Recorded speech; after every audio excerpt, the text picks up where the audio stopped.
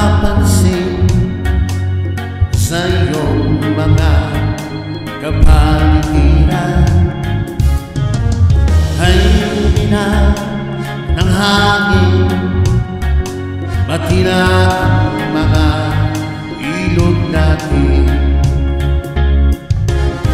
Hindi na masamang pagla at malayo-layo na rin ang ating narating. Ngunit masdan mo ang tubig sa dagat, dati kulay asul, ngayon'y naging itim. Ang mga dumi natin ikinalat sa hangin, sa langit, huwag na natin papuntin. Upang kung dalay kumanang sa luwang hangin, sa langit natin matitikman.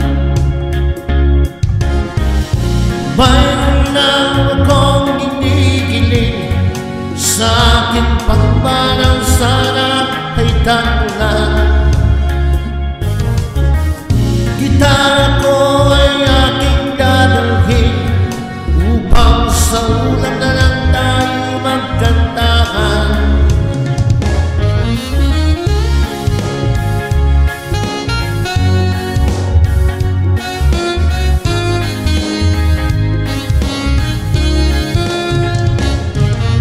Ang mga bata ngayon lang isinilang, may hangin pa kayang natitikman.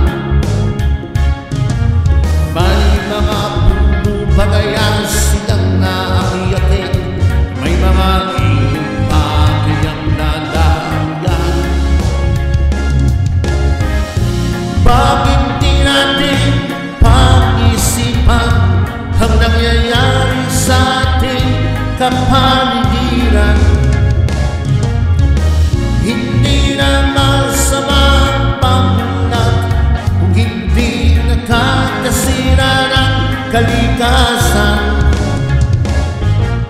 Darating ang panahon, mga ibong galak ay wala na magdadapuan.